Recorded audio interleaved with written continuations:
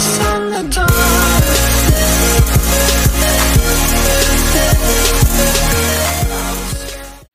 Hello, what's up guys, my name is Vinod Bahadur Thapa and today we will see structure in C program part 2. So let's begin. Let's know guys, my first video ma how to define, then declare, then initialize a structure बताएको थिएँ. अब हामी एउटा simple programme लेख्ने हो, हेर्ने कसरी structure work हुन्छ. अलराइट गाइस, सो सबभन्दा पहिला के गर्नुपर्छ, हामीलाई स्ट्रक्चरलाई डिफाइन, राइट. मैले पहिले भनेको थिएँ to define a structure we simply use struct keyword हैन, स्ट्रक युज गरे देन डेटा टाइप लेख्ने. मैले सपोज म स्टुडेन्ट्स को बारेमा त्यसको रोल नम्बर र नाम मलाई चाहिन्छ हैन स्टुडेन्ट को, म सिम्पली लेखिदिन्छु स्टुडेन्ट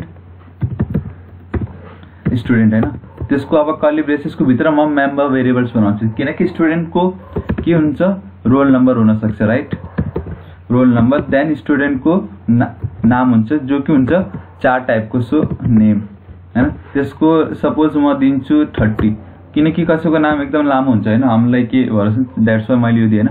सो गाइस, म तपाईलाई देखाउँछु कि हामीले कसरी त्यो जब डिफाइन गर्दैछौं नि त्यति बेला नै डिक्लेयर र त्यसको भ्यालु इनिशियलाइज पनि गर्न सक्छौं र अर्कोमा चाहिँ म कसरी नर्मली डिक्लेयर गरेर हामीलाई त्यसको भ्यालु युजरबाट नि इनपुट गर्न सक्छौं. त्यो दुईटै तरिका देखाउँछु. यसमा म सिम्पली student1 हैन, student1 भन्ने एउटा भेरिएबल मैले डिक्लेयर गरिसकेको छु र यता नै यसको म भ्यालु असाइन गरिदिन्छु गाइस.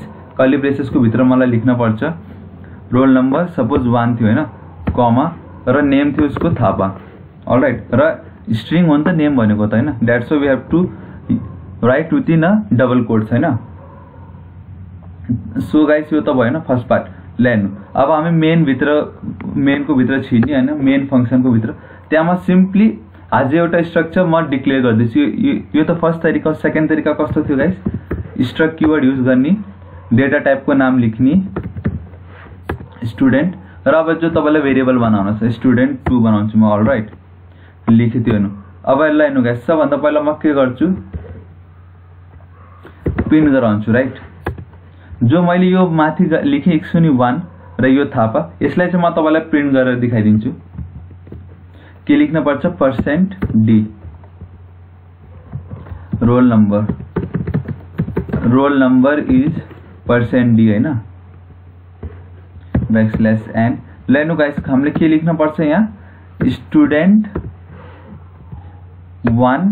Dot roll number. यो एकदम राम्ररी बुझ्नुस्. हामीले प्रिभियसली के गर्ने थियौं, प्रिन्ट एपमा n% त लेख्ने थिएनौं, बट हामीले सिम्पली रोल नम्बर लेखिदिन्थ्यौं हैन. बट दिस टाइम यो जो लेखिराखेको छ रोल नम्बर नेम, स्ट्रक्चर को खुदको स्ट्रक्चर को जो मेम्बर भेरिएबल हुन्छ नि तिनीहरुको कोही आइडेन्टिटी हुन्न. सो यो स्ट्रक्चर को नै मेम्बर भेरिएबल सो त्यो बताउनको लागि कम्पाइलरलाई हामीले सिम्पली जो भेरिएबल को नाम हुन्छ नि जो हामीले डिक्लेयर गरेको छौं त्यो लेख्ने, देन मेम्बर भेरिएबल लेख्न पर्छ. अलराइट, सो यो भयो फर्स्ट. देन यसलाई कपी हैन, बिकज नेम लाइन त प्रिन्ट गराउँछ हैन.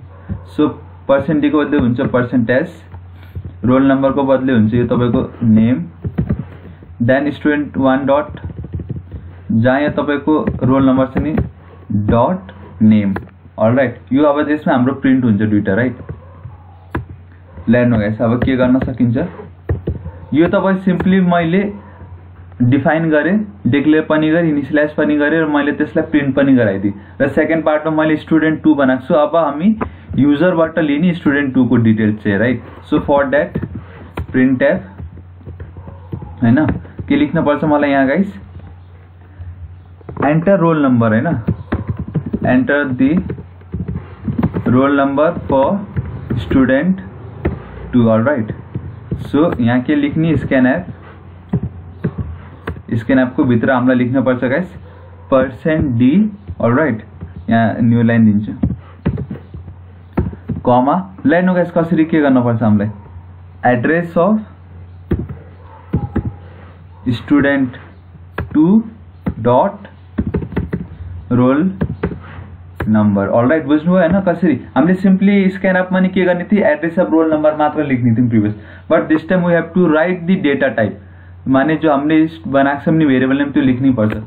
सिमिलरली अब यसलाई म कपी गरिदिन्छु. अलराइट,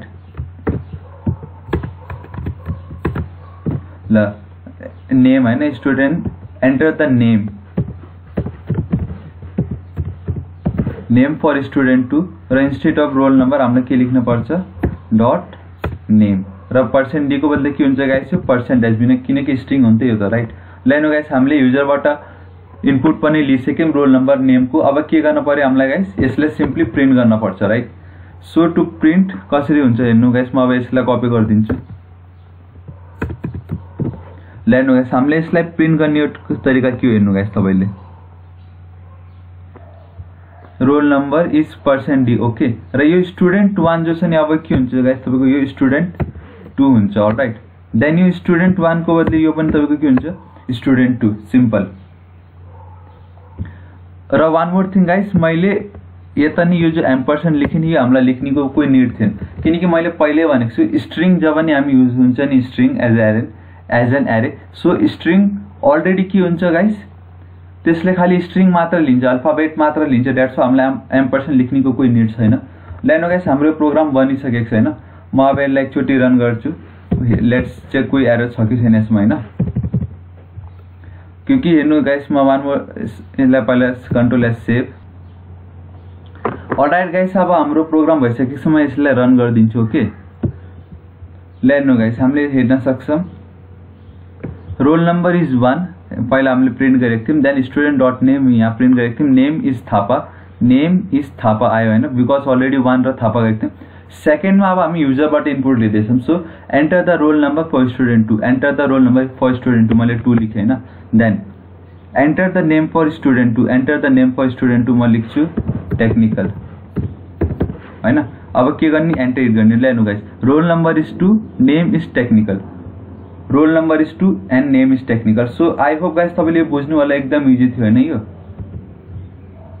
म वान मोर टाइम यसलाई बताइदिन्छु सिम्पल हामीले एउटा स्ट्रक्चर बनायौं हैन डेटा टाइप बनायौं स्टुडेन्ट भन्ने त्यसको मेम्बर भेरिएबल बनायौं रोल नम्बर र नेम र यो हामीले एज अ ग्लोबल भेरिएबल बनायौं राइट। अब यो हामी रोल नम्बर नेम कता पनि युज गर्न सक्छौं फंक्सनमा र हामीले स्टुडेन्ट 1 भन्ने एज अ ग्लोबल डिक्लेयर गरिदियौं हामीले डाइरेक्टली डिक्लेयर गर्यौं र त्यसको भ्यालु पनि हामीले असाइन गरिदिहाल्यौं राइट। देन यहाँ तल चाहिँ मैले एउटा नयाँ स्ट्रक्चर बनाएँ डेटा टाइप स्टुडेन्ट 1 र त्यसको भेरिएबल पनि डिक्लेयर गरिदिए स्टुडेन्ट 2 हैन। देन मैले के गरे प्रिन्ट ट्याब गरे यो जो हामीले माथि 1 र थापा लेखेको थियौं एज अ ग्लोबल भयो नि त त्यो त द्याट्स वाइ मैले यहाँ फर्स्ट त्यसलाई प्रिन्ट गरे। देन मैले युजरबाट इनपुट लिँदैछु कि स्टुडेन्ट 2 को रोल नम्बर हाल देन नेम लेख हैन त्यसले लेख्यो अनि त्यसलाई मैले प्रिन्ट गर्दै student 2 name and roll number. So I hope guys तपाईलाई मन पर्यो होला भिडियो र यो मेरो लास्ट भिडियो थियो। अब म नेक्स्ट जो आउँछ मेरो जाभाको माथि आउँछ राइट। अगर तपाईलाई केही पनि प्रब्लम छ प्लिज तल कमेन्ट गरिदिनुस् म तपाईको जरुर हेल्प गर्छु हैन। अनि तपाईलाई के फिडब्याक दिनुस् त्यो नि तल कमेन्ट गरिदिनुस् होला र गाइस प्लिज यसलाई लाइक शेयर र सब्स्क्राइब जरुर गरिदिनुस् गाइस।